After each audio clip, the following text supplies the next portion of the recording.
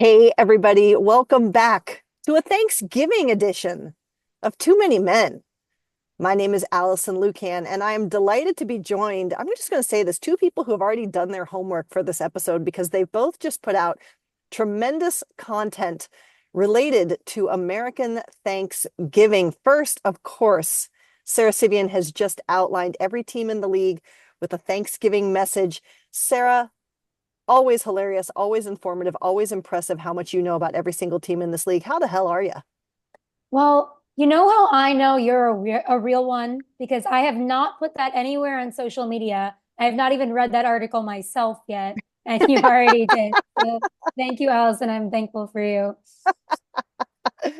And again, always prepared, encyclopedic knowledge of like every single player, which blows my mind. And again, prepared because the concernometer has just come out thanks to the Athletics' Shayna Goldman. Shayna, say hi. Hi. That's That's all it. I got. Okay, No, great. no, I want to add on to it. These intros make my day every time. Like, it's like, okay, you're doing all your bullshit before this, and we sit down for the podcast, and nothing gets me in the zone like you hyping us up. I love it. The most thankful for it. But I feel like you need an intro. Like, I feel like we need to be like, and also being hosted by I the know. Seattle Kraken's finest, brightest, data-driven queen, who is so versatile, and we don't talk about that enough. That's Shayna, very we're gonna kind. have to come up with a bit that we discuss amongst ourselves and surprise her at random. So watch out. I love it. Well, I am thankful for both of you, and true queens straighten each other's crowns. And so that's why we always lift each other up here and everywhere we can.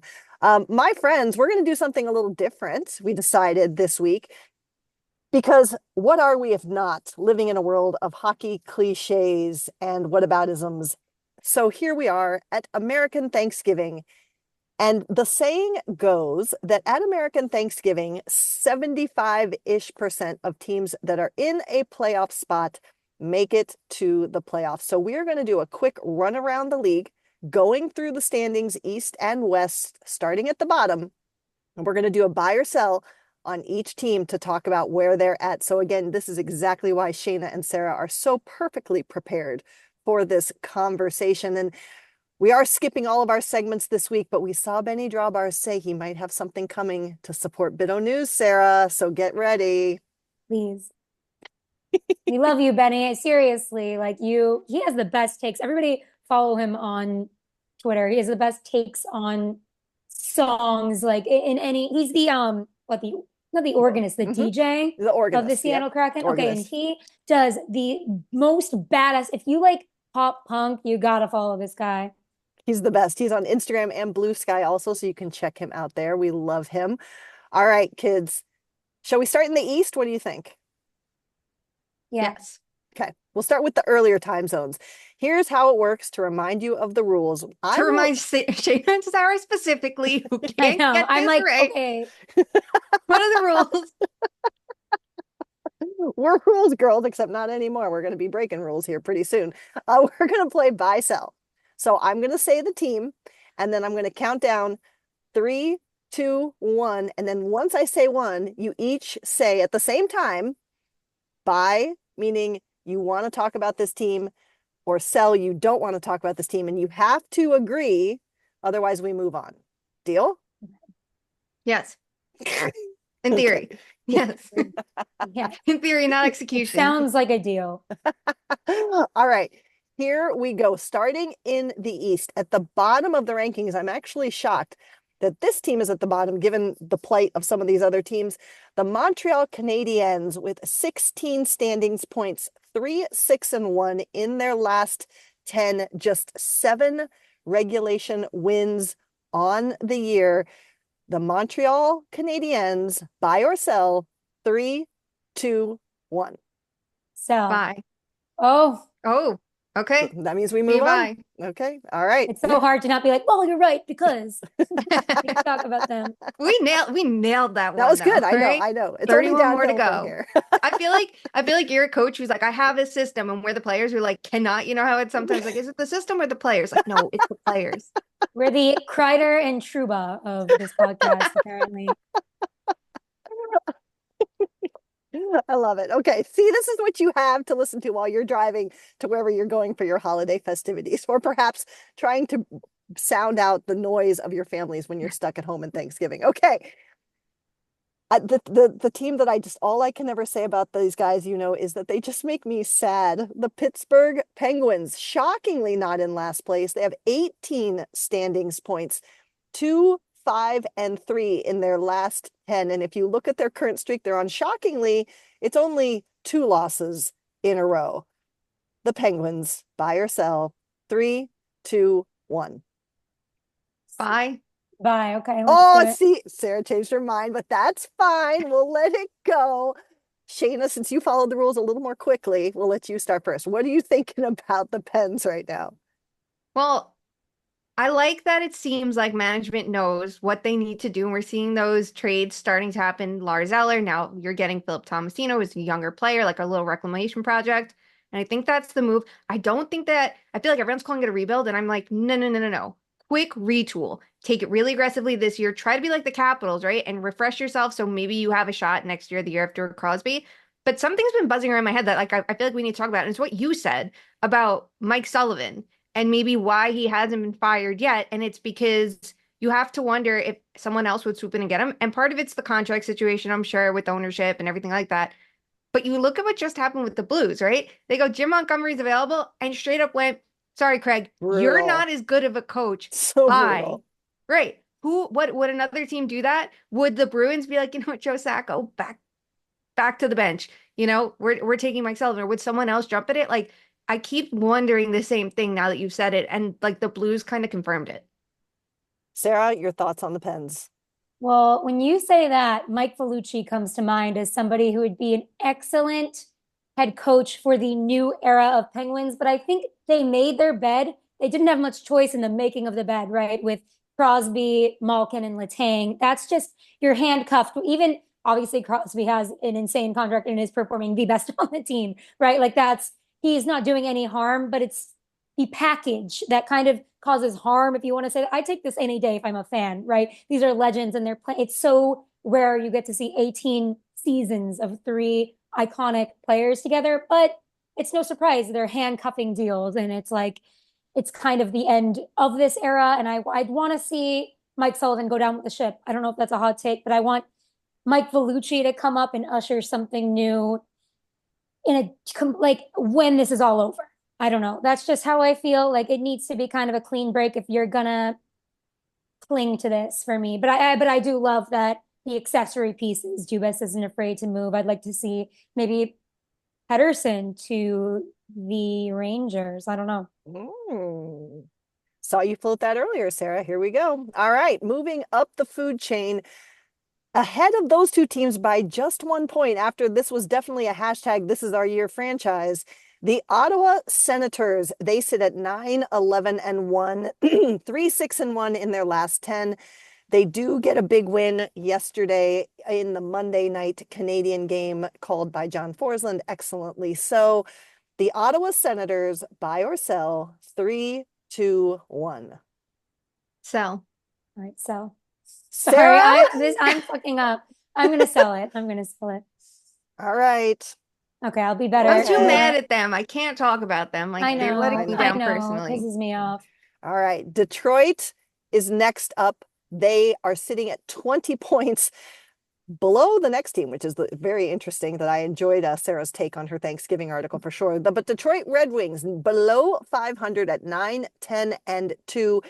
They win 1. They're 4-5-1 in their last 10. The Iser plan is an Iser sham. Buy or sell. Thank you, Shayna. 3, I 2, loved it. 3, 2, 1. Bye. Bye. Sara, go ahead. What the fuck? First of all, I feel like watching this team is taking a time machine back to 15 in any other event other than 1, the third period of an Islanders game where I could beat them, or 2, any type of power play situation they're great in because they have older players who don't have to move and are snipers, and that skill doesn't like really go away. But oh my goodness, the lack of being like, it's never been so clear what a problem is as a collective. There are individual issues that you can solve by sending this guy away, bringing something new in. You see all around, you cannot generate any zone time with this team. It's an even strength, diabolical disaster.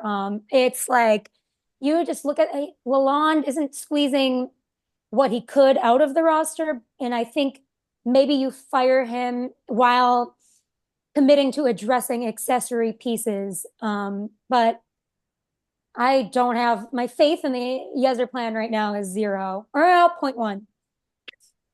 Shayna, your takes.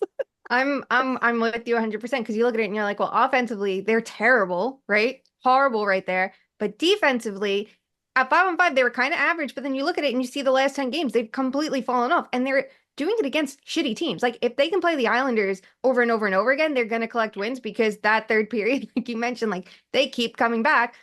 But that penalty kill, it just makes me mad because yesterday I decided, like, let me go through clips. I watched 5 different games of all of their penalty kills, and I took like 20 videos for a 400-word section. I'm like, well, I can't use these. So now I'm going to do a whole deep dive into it because it's horrible. And you look at it and you're like, the personnel is bad. It was a really bad offseason. They screwed up from the first move of the Wallman trade, and it kept going from there. You're waiting for something more to happen. It didn't.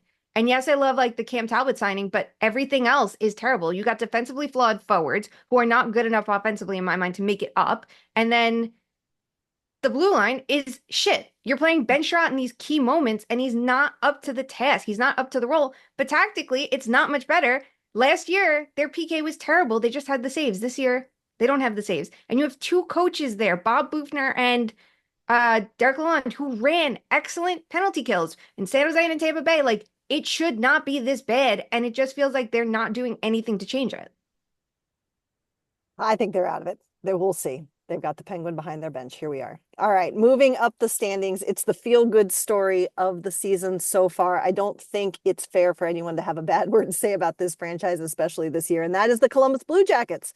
Again, sitting above 4 other teams in the East with 20 standings points. They're sitting nicely at 500, 4-5-1 in their last 10. They've won 3 in a row. They're entertaining as hell to watch. Zach Werenski getting a star of the week for a 5-point performance. What are we even doing? The Blue Jackets, buy or sell. 3, 2, 1. Bye. Bye. Sara, go ahead. It's aggravating to see the national pundits kind of, oh, what a nice story at the beginning of that season was. Like now they're back to being bad just because they were at the bottom of the rankings for like 5 seconds. When you look at the East, everyone's at the bottom of the rankings for 5 seconds except like the top 3 teams. And everyone's hanging on by a point because these teams like all are pretty bad. I don't know. We're like, it's hard this Thanksgiving to really differentiate who's making the playoffs and who's not. But when you look at these, it's been 7 games of at least 6 goals for the Blue Jackets.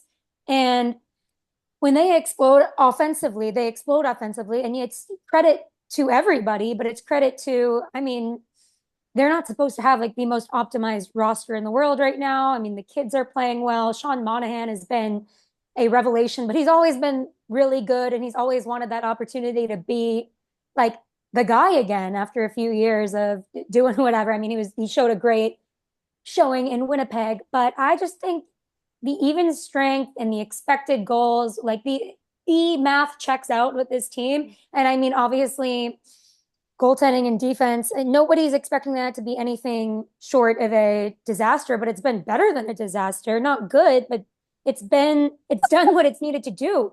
And I mean, I don't think you can write this team off completely. And I think it's reductive to call it like a feel-good story.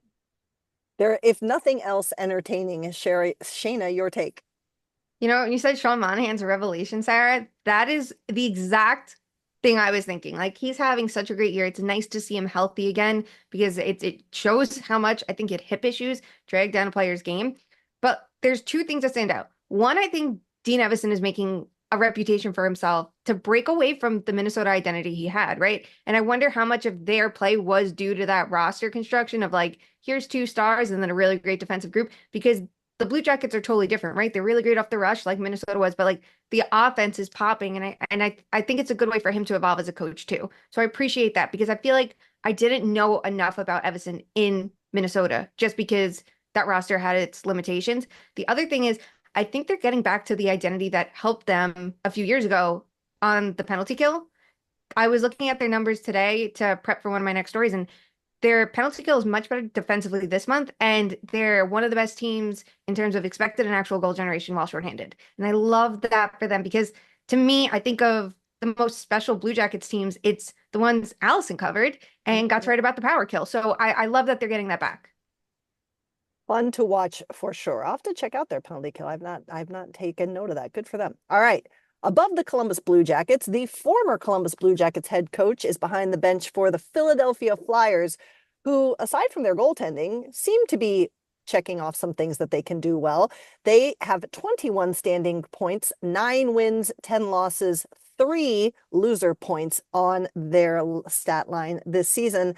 The Flyers, the Flyera, buy or sell. 3, 2, 1. Buy quickly. Oh, go. Okay, no, no, wait, no, no. I'm changing mine. One sentence. You guys are terrible at this. One question. I know. I have one question to pose for the group, and then we'll move on. Why not just get a better goaltender? Well, because didn't they have to the young one, didn't they had to That is play all. him, otherwise he was going to go back to Russia? Yeah. Okay. And then we answer the question and we can move on. Moving on. I cannot believe this team is even close to the line for the playoffs because they destroy my brain. The New York Islanders, 8, 9, and 5, 21 standings points, 4, 3, and 3. Please don't do it. Buy or sell. 3, 2, 1. Damn it, Shayna, you're going to do it, aren't you? Bye. I'm leaving this up to, let's buy.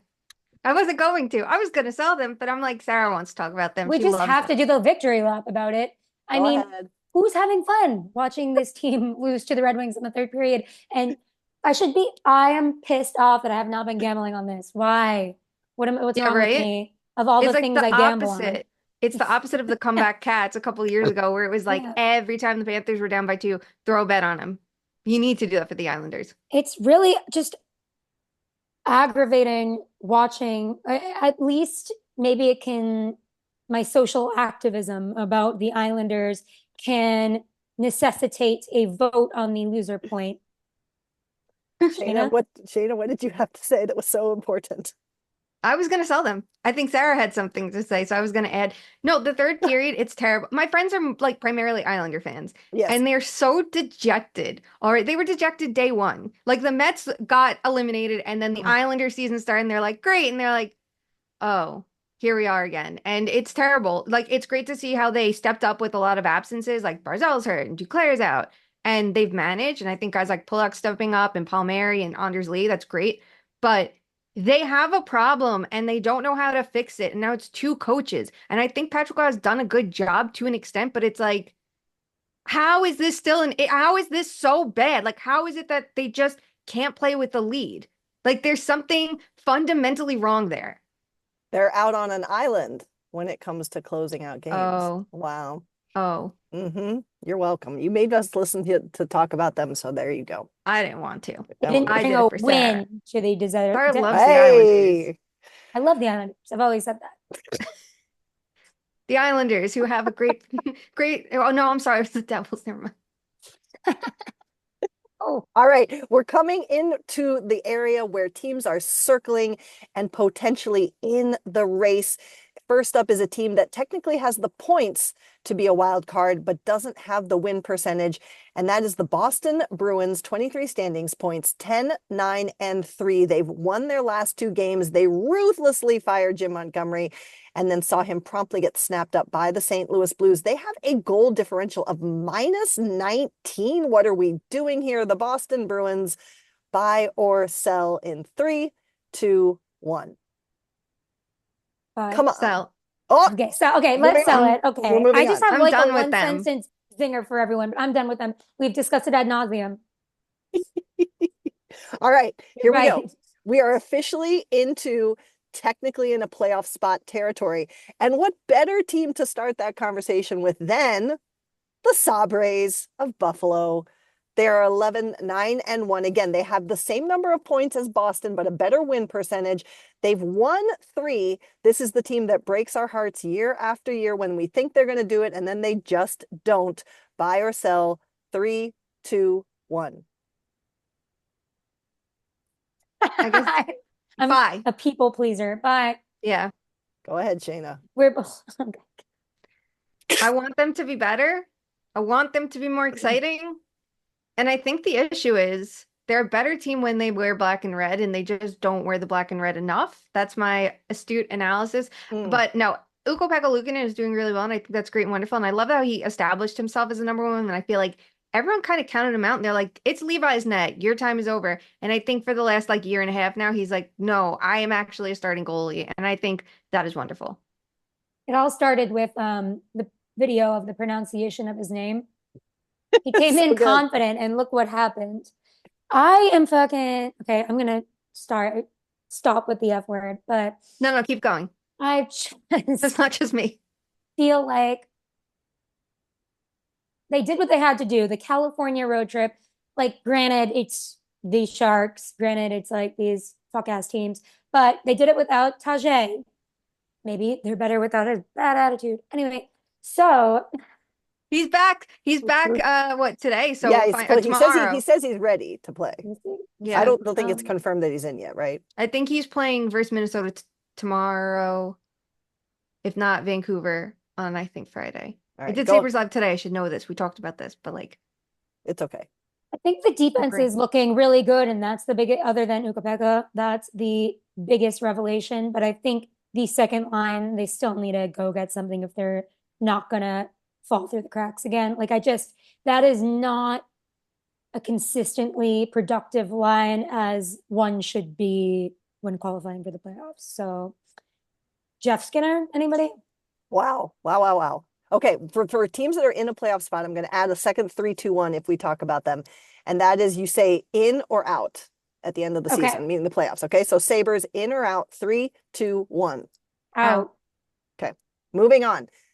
The team, the angstiest team in the entire fucking NHL right now, the New York Rangers, who are in the first wild card position, 25 points, melting down. Apparently, they're trading everyone, including Artemi Panarin. I saw some fans saying the other day, which I'm like, yes, please, let's go. Are 12, 7, and 1. They are 5, 5, and 0 in their last 10. They've lost 3. There were spectacular meltdowns. I'm literally texting Shayna, like, what the hell is happening yesterday while I'm getting ready to do our game? Oh, the discourse. The Rangers, 3, 2, 1. Bye. Shayna, go ahead. We can't Okay. buy every single team. Go ahead. I know. There will be sells, Okay. but not this one. Okay, This go one, ahead. there's the drama. Okay. Yes. I love the report coming out after 2 losses as a way to get a fire under everyone's asses, and it didn't work. Obviously Kreider didn't play, so you can't blame him for that. I don't think they're actually going to trade him. I think teams will jump at the chance to add him because he's legitimately a good player to have. But you look at the flaws, and there's like 3 standing out on a nightly basis. It's Zibanejad, Trouba, and Lindgren, right? Like those are the focal point of everyone, and it keeps boiling down to the same thing. I don't think Peter Laviolette's system works for everybody, and I think we've seen a couple players take huge steps back under him. And I think the thing is, he needs to adjust his aggressive system for the players that he has to maximize them. And I don't think that's happened. And you're getting to a point where you're like, you have to do that. Mika Zibanejad has declined year over year at 5-on-5. It's not working, and he's dragging that line down when he should be, a 2C for them because Trocheck really has become the 1C, and that's fine. But Lindgren is a UFA at the end of the year, and they have big decisions to make there because that contract probably won't age well based on the way he plays the game. Like, it generally doesn't age well, but it's just happening much more rapidly because of the system. The Trouba situation we kind of all know about, right? Like, they wanted to trade him. It didn't work out. He has control, and people are going to complain about it and throw blame everywhere. Be mad at the general manager that signs those deals, not the players for taking them. But I don't know how they get themselves out of this bind because they put the 2 of them together and the rest of their top 6 works on defense, but they are so bad in their minutes that it's crushing them in games. And more on that in Shayna's Concernometer article that's up at The Athletic. Sara, your take. I pick like one game a slate to really focus in on. Usually it's like 2 different division or West and East teams coming together so I can get like a good view. I don't know. I try with my ADHD. It was the Blues and the Rangers last night. And what I saw was really, first of all, I've always thought the Blues were good. It's just they need to be coached better. So I thought maybe Montgomery's a good one. But at the same time, I saw a Rangers team giving the game away. I saw two penalties I didn't capitalize, like two power plays I didn't capitalize on at all from, I don't know. I just saw a sloppy Blues team that was gaining momentum while the momentum was getting zapped out of the Rangers. And it looks like a team that's been talked down to, talk shit on in the media. Like, I don't get why the tight-lipped Rangers are suddenly like strumming up media drama. Like, okay, fire Kreider. Who are you going to hire? What's going to happen? Matt Rempe? Fire Kreider. Like, he's out here doing the stupidest shit in the world for no reason that the Blues are capitalizing on. Like, it's a tough scene out there. I think, yes, people are being dramatic after 2 or 3 losses. And I think this team is more of a like, all right, it's kind of lightning-esque, right? Where you pump the brakes for a bit while you're preparing for a playoff run. But a team, they're exposing themselves for their own insecurities more than the rest of us even cared. And now we all care and we're like, what? Is it broken? Why are you threatening to trade Chris Kreider and Jacob Trouba? Nobody wants Trouba, so you're just negative, no offense. So you're just like making this a negative situation. And Kreider, a lot of people would be interested in him because he's a good playoff player and you're going to the playoffs. So I don't get it. And he'll break Also, other teams' goalies. They Yes. exposed my poor parents to that game last night. I sent them to the game and like, here's a gift. Here's tickets. Well, listen, we can't know what's going to happen. That's why they play the game, Shayna. That's why they play That's the why game. this is why we're extra upset about at them. They're so excited. All right, let's move on to the three lock. Oh, wait, New York Rangers, in or out? 3, 2, 1. In. This is exactly why the angst is just hilarious. Okay, moving on to the 3 Metro spots that are currently locked in. I'm going to tag this team as we're just happy to be here, and that's the Washington Capitals, who have been a surprise, I think, to many in terms of having a 14-6-1 record, 29.63-1 in their last 10. They are without Ovechkin. We talked about that last show. Buy or sell the Caps. 3, 2, 1. Sell. Good They're job. We need more sick, time. though. We They're need fun to more watch. time to see them without Ovi. Fair. Okay. But like in, Spencer Carberry for Jack Adams. Yes. in or out? 3, 2, 1. In. Love it. Okay. Always a contender. They've been a nice little surprise, except for, again, you can read about this in both of our friends here article, and that's the goaltending, and that's the Carolina Hurricanes sitting at second in the Metro, 6-3-1 in their last 10, 31 standings points. Buy or sell? 3, 2, 1. Bye. Sarah, Wow. go ahead. I love it. No surprise, breaking news. It's so fun to watch a player that has had such potential like Natchez just completely unleash and explode. And I just was there for the beginning. I would drive to Charlotte, like 3 hours away from Raleigh, and interview the kid when he was in the Calder Cup. And he always kept it real. And he has been through a lot with this team where they told him he was going to make the NHL team, but then they dug deeper into his contract so that they could save a lot of money with him if they kept him down. They told him to buy a house, but then they tell him, okay, you're going to get the prime opportunity. Then he doesn't. And it's like, players should be able to, elite players should be good no matter who they're next to. But his style is so conducive to a skill other people need to be on the same page about. So when everybody left this roster over the summer, it really was, I think it was time for Tulsky to start cooking. I think he wanted to see Natchez more than anybody else. So he doesn't get to put the roster together. Of course, Ron Brindamore's not going to let Harvard whatever. We're not getting into that. But the roster was designed as such that he gets to actually do his thing. How has he not been on the first power play? It makes me so angry, and I have been banging this drum for years, and it's nice. Just watching that game yesterday, he was just running. The confidence is off the charts. He's needed more confidence. I think it was an uncomfortable situation because Rod Brindamore knew that they had put him in a really bad situation. But now it's like the situation's good. He has open room and space, and he's just kind of making a fool out of everybody. Martin H's for Hart Trophy. Let's go. Shayna? I love that. I absolutely love that. And I love that he dyed his hair. And like, I'm telling you, if something goes wrong, I know he did it because he lost a bet, but if something goes wrong in your life, you can't be sad. You have to just go dye your hair and everything gets better. And he did it and it's blonde and it's perfect. But I'm really interested in the goaltending situation here because the Kings are so good in front of their net. And like last night was a prime example of that. They're down 3-1 to the Dallas Stars and they pull ahead. Then the Stars tie it up and they're like, nope, we're winning this shit. So really great. Maybe goaltending doesn't matter. Maybe we're going to learn something because they're one of the best teams defensively and offensively. But I am a little bit worried about Spencer Martin in this capacity, and this next stretch is going to be a pain in the ass. You have the Rangers, who, at their best, have firepower, Colorado, and the Panthers twice. And then they have the Kraken. So little disruptors right there to screw things up for them. So it's going to be a big test. And the last time we saw Martin play more was in Vancouver. He was not very good in like 35 games or something like that. So I am very curious on what they do there because I think you don't have to take a huge swing for goaltending, but I think that there are options like a Blackwood, like maybe a Lion to come in and play because you don't know how long Kochekov's out for. In or out? 3, 2, 1. In. Agree. Okay. At the top of the Metro, and actually at the top of the East in total with 32 standings points, are the New Jersey Devils, a team we've wanted to see put it all together for a while, and it looks like they are able to do that. 15 wins, 2 loser points, and just 7 losses. 8, 2, and 0 in their last 10. Have won 3, buy or sell. 3, 2, 1. So There we go. good job, guys. Keep it up. Yep. We did it, Joe. Okay, the 3 teams in the Atlantic that actually all rank below the 3 teams in the Metro as far as standings points, but do sit atop their division. Number 3, the Tampa Bay Lightning, 24 points. So they're pretty close to the cutoff point as well.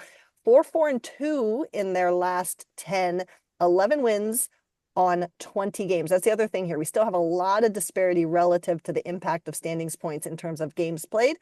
But the Lightning are currently in the 3rd spot in the Atlantic. Buy or sell. 3, 2, 1. Bye.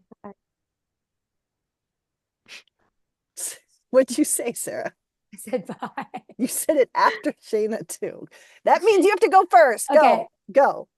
They have had the hardest slate of any team. If you look at the games played and you understand kind of the lopsided nature and why they're kind of having these clunkers against maybe not the most respected team sometimes, and then they're coming and kicking ass against the best teams.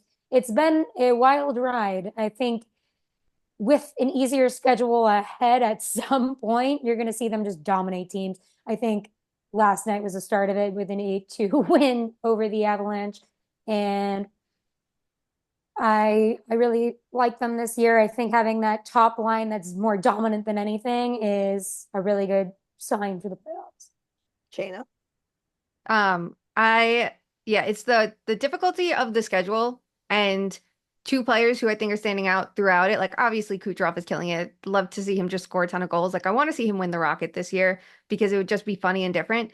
But Ryan McDonagh and Anthony Cirelli are thriving despite playing some of the like most intense offensive competition this year.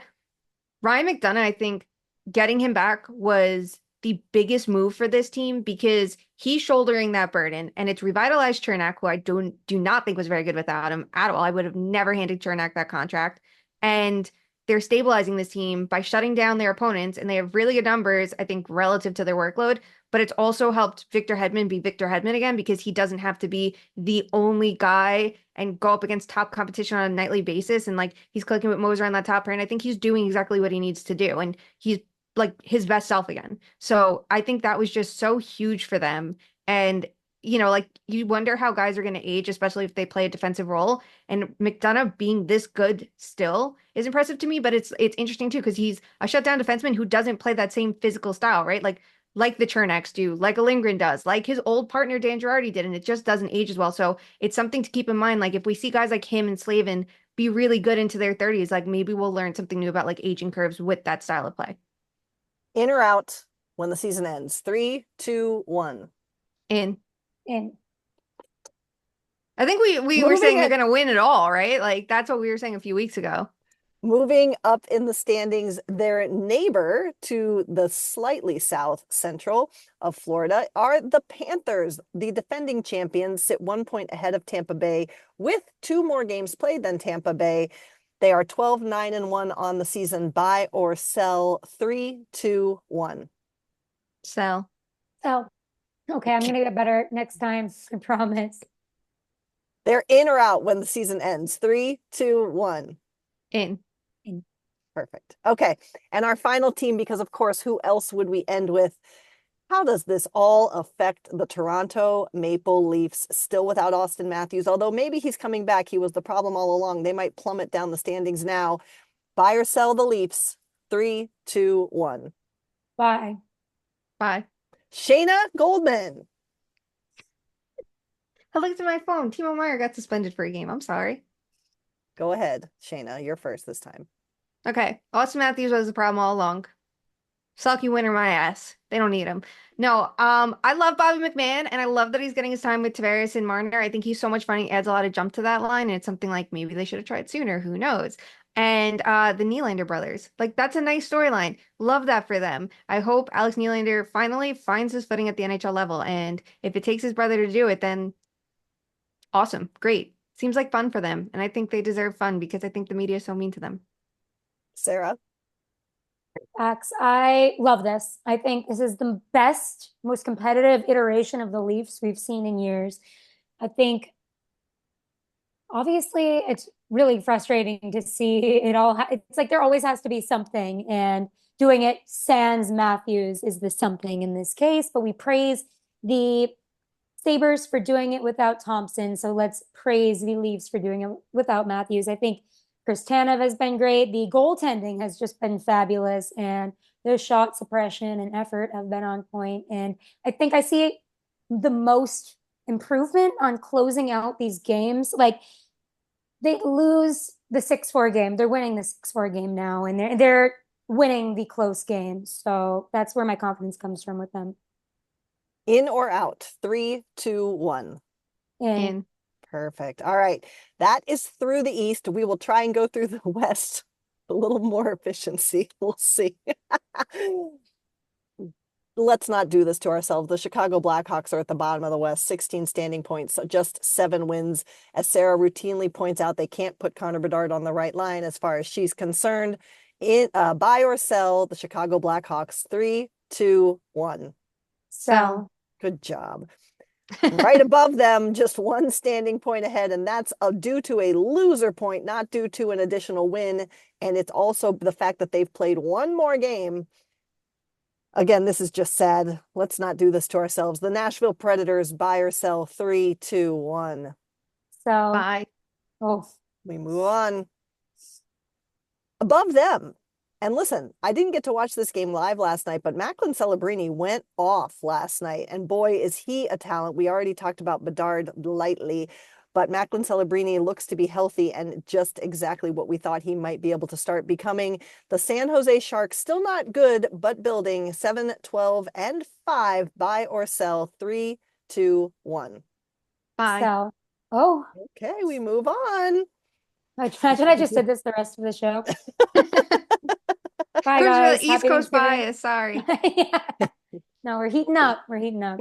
All right, moving up, a team that had a hot start but has struggled as of late, just 3, 6, and 1 in their last 10, and actually one of 3 teams tied with 19 standing points, just a slightly better win percentage, is the Utah Yeti. Buy or sell. 3, 2, 1. Bye. Bye. Sarah, go. They got to score more goals. This has been like it seems like I know the franchise is new, but these are all players that have played on generally the same team together, and it feels like they've never once played together. Ingram has been up and down his whole career. He's had some interesting spurts, but he's looking really rough out there, which stinks because I think he has a great personality and I'd want to see him succeed. But there were a lot of signs that we chose to ignore for the good story in the beginning of the season, right? Only winning at home. Like his underlying numbers, and the kind of opposite of regression that was occurring. And now we're getting the come down of that kind of PDO. So here we go. Shayna? I mean, all credit to Karel Vejmelka. He's had one of the best months in the entire league, and he stepped up Yes. when Ingram struggled, and now with him out. And it's like a surprise because you expected him to be the 1B after last year. So it's like a reminder of who he was 2 years ago. But yeah, like they need to score more goals. And I just wonder what this ownership group is going to do about it. How much are they gonna have a hands-off approach, or are they gonna be like pressuring management like, no, no, no, no, we said like take the Vegas approach. We want to win. And I know they have a lot of key injuries on the back end, but I'm just very curious, like how long they let this go on for, or if they go, we know that they're hurt, we know that they're young, and we're just going to figure it out. But it's very odd. And I thought they had some of the best coaching last year, and I'm a little underwhelmed this year. Mm. All right. Moving up, the last of the three teams tied at 19 standing points is the building Anaheim Ducks. They keep saying they're going to get strong around their young core, but they're defensively atrocious. And they lose Leo Carlson last night. We're not sure of his status as we record here. The Anaheim Ducks, 4-5-1 in their last 10, buy or sell, 3, 2, 1. Bye. So, oh, We move along. With a new bench boss, the ruthlessly generally managed in terms of we've seen offer sheets, we've seen coaching firings just for the sake of a coaching hiring. It's the St. Louis Blues with 21 standings points, but 23 games played. Buy or sell the Blues, 3, 2, 1. Bye. bye. Trying my best over here. I'm having anxiety now. That means you have to go first. Okay. I have loved this team from the start of the season. Kyrie's having a great season. There's been really untimely injuries, but Thomas is back. I think a fresh start to some degree was needed. I like the idea of optimizing your team. That's your fucking job as a GM. So I love that the explanation for hiring Jim Montgomery was one of the best coaches ever in Armstrong's eyes became available. So no hard feelings, but this is a business. I like when teams operate as a business. So I'm happy about that. I liked the game against the Rangers. I know the Rangers are falling apart in some people's eyes, but I was a fan of that where they're trending right now. And I liked where they were in the beginning of the season. So let's see if they can right the ship. Shayna? When the Blues announced that Doug Armstrong was going to have his job till what, 2029, I was like, what are you thinking, considering the way he built that blue line, some of the contracts he's handed out? You're like, no, that's not the move. Do I think he's a good general manager yet? No. But do I like that he finally has a fire under his ass and he's like, I'm going to do my job and I'm not here to make friends? It is about goddamn time that a general manager had that attitude. And I love that he has it with the offer sheets. This is a competitive advantage. You don't have to go after the biggest names on the market. You can find the mid-tier options and go for them. And you could find a team in a bind like Edmonton and say, you know what? Fuck you. That's how it should be. These are your opponents.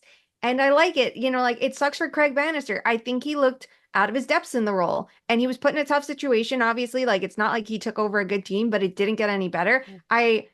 I am curious how Montgomery's going to do there. I think he could be the answer to some of their like strategic issues offensively because I don't think Craig Berube was some like ace with the X's and O's and neither was Bannister. So I'm very, very, very curious here. But I like that Doug Armstrong is finally out there doing something and he's doing something in a ruthless fashion. It doesn't matter. This is a business. Like there are 32 coveted GM positions. If you want to hold yours, you need to do your damn job.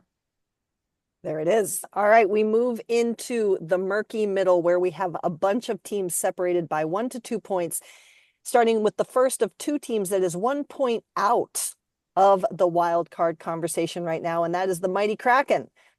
We are also in a range of teams in the standings where there's no more than 2 to 3 games separating all these teams. So when we look at what they're doing in terms of win percentage, it's all pretty even. Seattle Kraken finally above 500 again, 11-10-1, 6-4-0 in their last 10. Buy or sell, 3, 2, 1. Bye. But Shayna. you have to talk about them. I want to hear what Yes. you think. Give us a vibe check. Well, You're there. I think that, I mean, listen, I think that they had an early road trip that really hurt them. They should have had more points coming away from that road trip. And so now this is about digging out of that, but they're entering a stretch schedule wise that if they can gather a lot of points here, that's really going to help them. Joey Decord, it's hilarious to me. The guy signs a contract extension. I'm literally having to DM insiders being like, there's no apostrophe in his name. He's not French. And now all of a sudden, all the media is like, oh my God, could he play for Team Canada? But he's American. No, bro, he's not. He's actually Swiss, Canadian, and American. But here we are. So he's been fantastic. Shane Wright gets a goal last night in That's Anaheim. my That was guy. fun. Andre Burakovsky finally gets a goal. So do I think they're going to be in the conversation for the majority of the season? I think they should be if they can continue to execute and get better, but it's going to be interesting to see where they end up at the end of the year. My But I think question for fun you, hockey is good. Yes. can I ask you a question? Yeah. Don't I don't like looking at wins and losses when it comes to goalies, but what do you make of Grubauer's record versus Decort's record? Is he just like that good?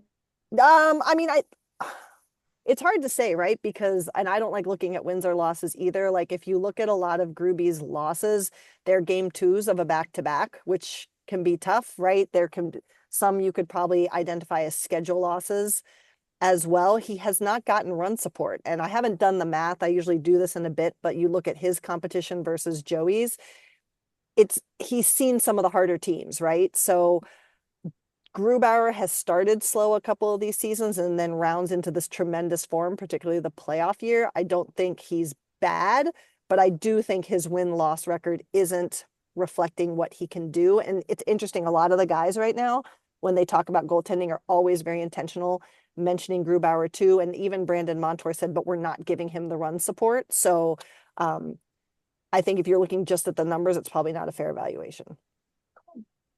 Anything else you guys want to say? No, I wanted you to talk. Okay, well, I talked. There we go. All right. Moving up the standings to, again, so I listen to a lot of obviously West Coast radio. And if you listen to Canucks radio out of Vancouver, you would, they're the Rangers of the West, right? Because So literally the good. sky is falling. No, Like, they're the Leafs of the West. well, the angst is like palpable. Like it's insane. And they're like, oh, it's terrible. What are we gonna do? And then I'm like, look at the standings, bro. Now, granted they have fallen out right now, but they have 3 games in hand. They have the fewest games played of the remaining 9 teams in the West. The Vancouver Canucks 10-6-3, still without Demko, but he is traveling. Everybody has an opinion. Do we buy or sell? 3, 2, 1. Bye.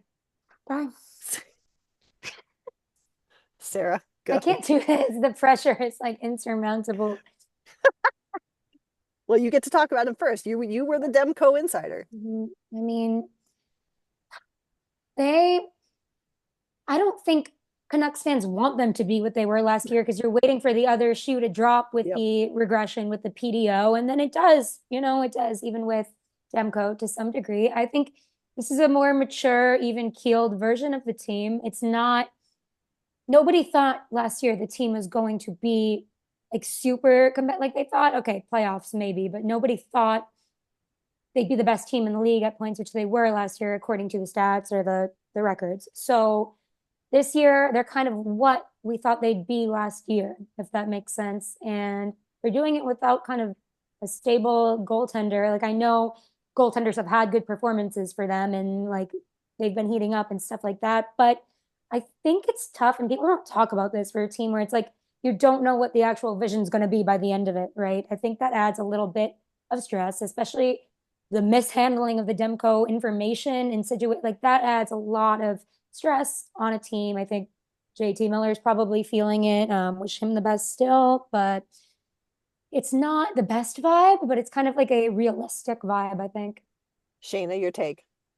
I feel like they're figuring things out the way that they need to right now. And like it starts with Elias Pettersson finding his game again. That was the biggest part of it. And DeBrusk looks really good. So you have your big ticket free agent and in theory, your franchise center, like finding their way. And if they can find their way, especially when you're without Miller and Besser, that's huge because when you get them back, you're going to have 2 good lines again. Like they're starting to look like they have 4 capable lines.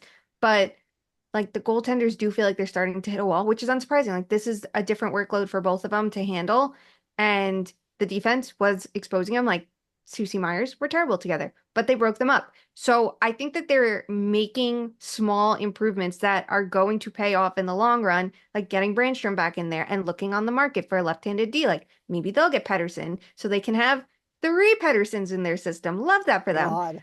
And then if you get Demko back and he's healthy, like it's like then the pieces fall into place, but you had to like work your ass off to get there. And it feels like the polar opposite of last season, but not in a bad way.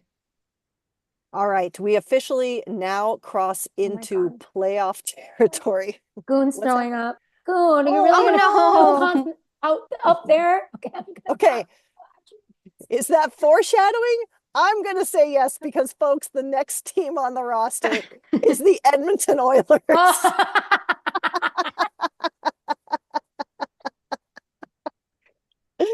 who are That's too good. officially in a wild card spot. They have 24 points, so it's all still very close. 5-4-1 in their last 10. You guys, you have to answer at the same time. Buy or Okay. sell. 3, 2, 1. So So All right. Rangoon. Goon spoke for us all.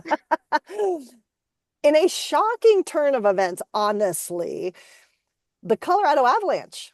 Oh, wait, Edmonton Oilers, in or out? 3, 2, 1. in. Okay.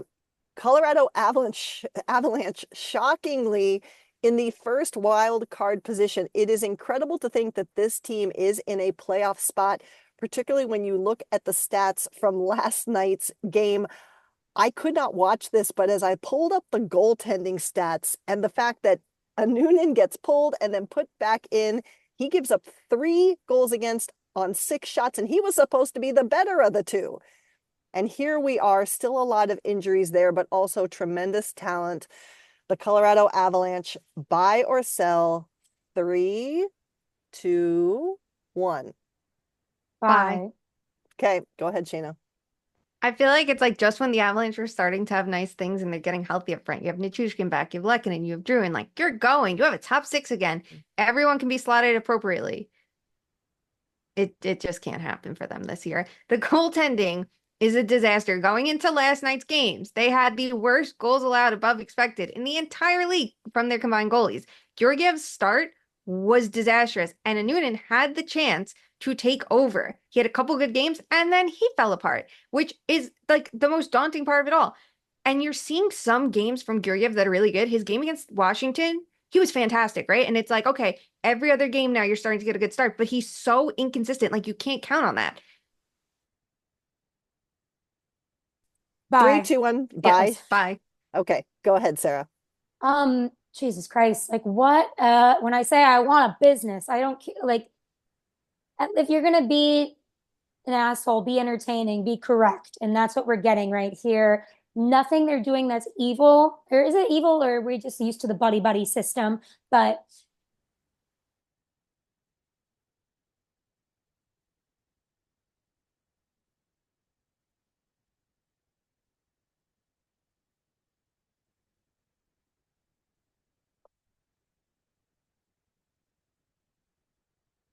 oh no.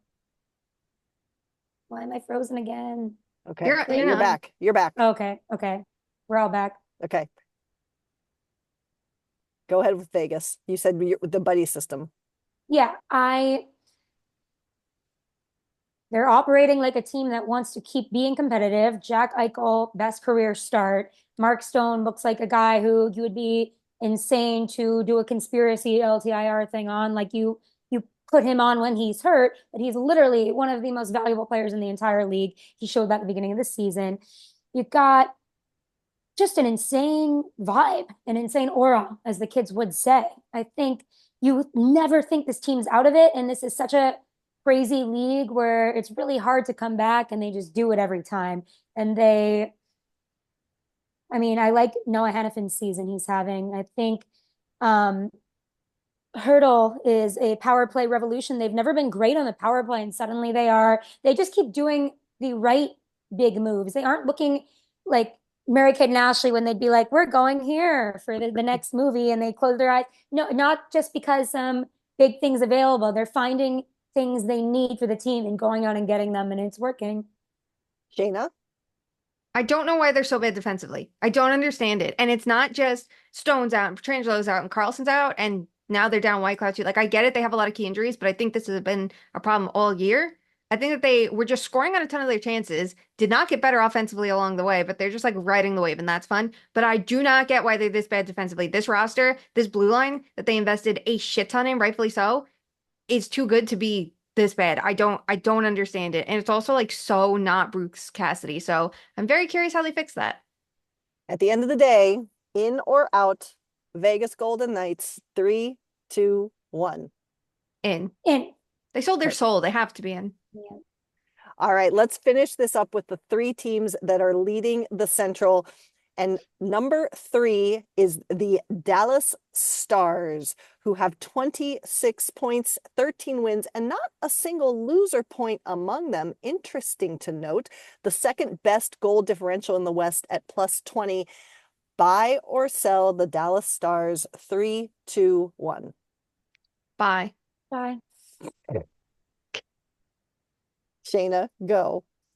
I was so excited when they finally put Wyatt Johnston back on the top line where he belongs because we've barely seen them. They had like 35 minutes together, 5-on-5 as of like last week before they moved him up there. I think it was Thursday night. And you see like the results immediately. He looks so much better with Hintz and Robertson. I think that's trickling onto the power play as well because we know that line works. And then you have a great top 6 because that second line is crushing it. What did the Canes do to break them last night? It was one of their worst games of the year. And I'm very curious if it's like, okay, are you going to rebound from that and pretend nothing happened and just move on? Because that was a shitstorm. Sara, the Stars of Dallas.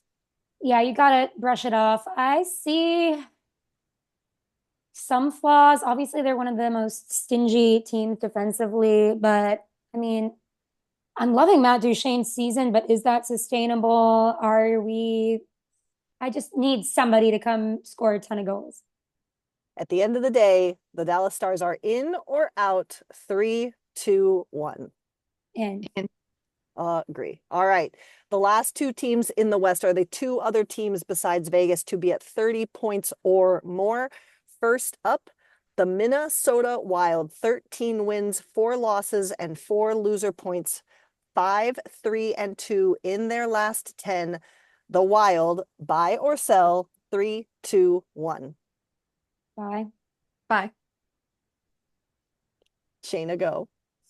I hope they're not without Kaprizov for long because Kaprizov's so fun and the offense runs through him. But their defense is killing it. Their pairs are amazing. Middleton, Faber together are sick. Brodin and Spurgeon still have that magic. And I think it's really fun that you get to see them playing to their strengths, but they're a more interesting opponent than just defense, I feel like.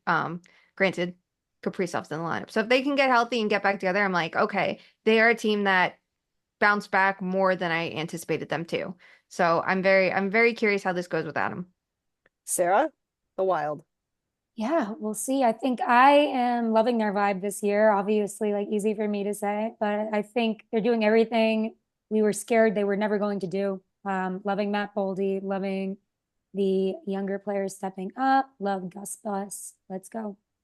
Only thing they're doing wrong is copying the Kraken by throwing stuffed fish as their 3 stars. No. But we'll Don't let like that. go. Do not like that. In or out at the end of the day, the Minnesota Wild, 3, 2, 1. In. Agree. And our final team, while they're at the top of the West, we've already talked about them so much for good reason. I don't know if there's more to say. I'll let you 2 tell me, but it's the Winnipeg Jets, 18 wins, breaking records in terms of their start, 7-3-0 in their last 10. It's Connor Hellebuck's season. We're all just living in it. Buy or sell, talking more about the Jets, 3, 2, 1. So There we are. At the end of the day, are they in or out? 3, 2, 1. In. You blow that start, like that would be hilarious. astronomical failings. Wow. Connor Seriously. Hellebuck, I'd be like, just leave the team. But You're it's too good for interesting, this. right? Because he did kind of self-combust in the playoffs last year. So Well, that's the thing. Like they use him so much in the regular season, and rightfully so, because he's so good, right? Like right now they're kind of mid at 5-on-5 at times, but like he's the difference.